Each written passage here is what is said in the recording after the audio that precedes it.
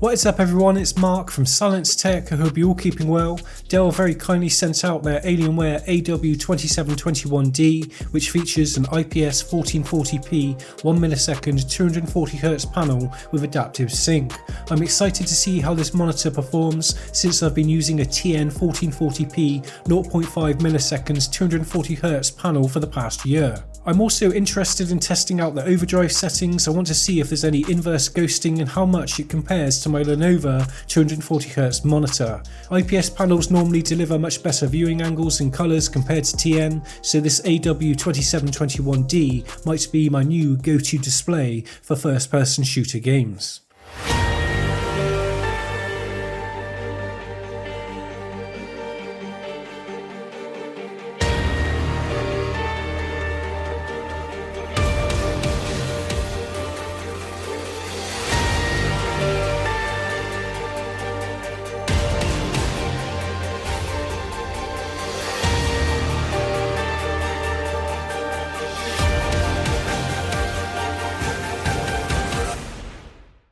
Right everyone, first up let's talk about why picking up a monitor like the AW2721D from Alienware might be a great choice. Nowadays both Nvidia and AMD have cards available that will put out some serious FPS at 1440p, meaning competitive gamers will not have to sacrifice performance to game at a higher resolution other than 1080p.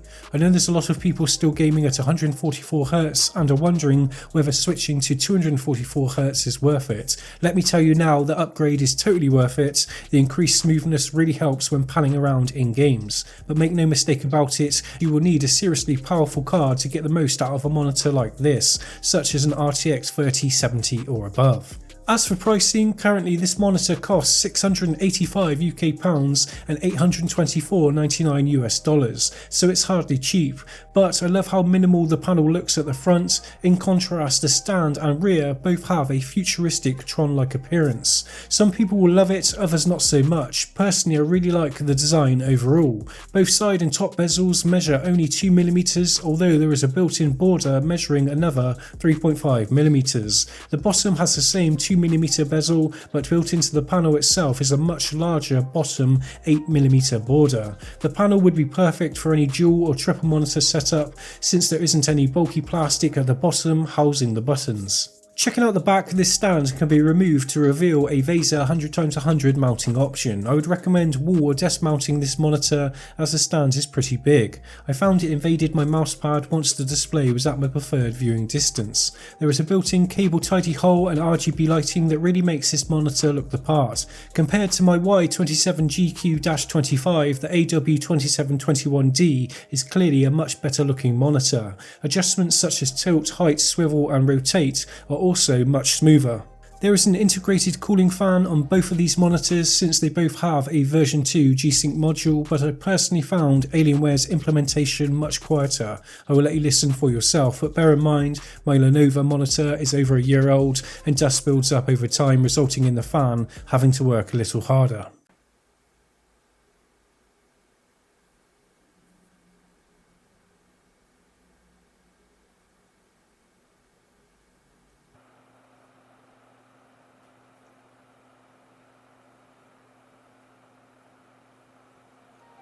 For ports, the AW2721D has a decent range of connectivity, one DisplayPort 1.4 and two HDMI 2.0s. There is no HDMI 2.1 on this monitor, which isn't a surprise. The monitor itself runs off a standard power cable, so you'll not have to worry about an external power brick unlike my Y27GQ-25. Plus you get a USB upstream and two USB downstream ports and an additional two USB 3.2 ports. Right in the middle you will also notice a headphone out jack. Personally, I hate its location since the headphone cable just dangles all over my mousepad. The OSD menu is split into 8 separate sections. In preset mode, standard seems perfect and is primarily used for HDR as well, although I would have loved some more colour options. There is absolutely no gamma adjustment or colour temperature modes apart from warm and cool, plus the blue light filter called Comfort View has absolutely no level adjustments whatsoever.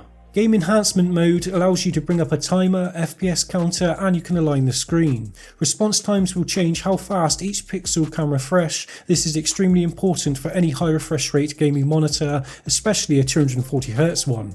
Otherwise you will be left with a blurry image when panning around in game. Currently from my testing, I feel only a TN panel can deliver a true 1 millisecond grey-to-grey response time at 240Hz 1440p without any inverse ghosting. We will see how each mode performs a little later on. Compared to my Y27GQ-25, I'm expecting this to have way more inverse ghosting. The display in this AW2721D features an LG Nano IPS panel, and I can honestly say it looks jaw-dropping at times. While the contrast is not the best like all IPS panels, it has an excellent peak brightness, topping out at well over its rated 450 nits, around 550. Even in HDR mode, the monitor performs over its rated 600 nits. Viewing angles, as you would expect, the IPS panel far surpasses my TN Lenovo monitor when viewed from side to side or above. Personally, I never game with my head anywhere but centre on, although it's still a huge plus point over any TN.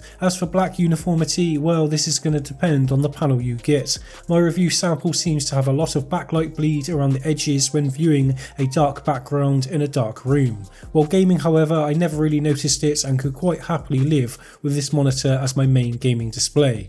But colours aside, I would much rather live with poor viewing angles compared to backlight bleed any day of the week, but that's just my personal preference. As far as colour gamut, this monitor scored a result of 99.5% of the sRGB coverage, and it hits the Adobe RGB and DCI P3 standards to a level I'm extremely happy with, especially for a 244Hz 1440p panel. Now moving on to response times, this screen uses some extreme overdrive to boost pixel response times. As previously mentioned, there are 3 modes available in the OSD: fast, fastest and extreme. The only mode I personally found usable was fast, all the others resulted in extreme overshoot. In fast mode, this monitor has a 4.2 millisecond grey-to-grey response time, and it isn't anywhere near as smooth when panning around frantically in first person shooters compared to my Lenovo Y27GQ-25.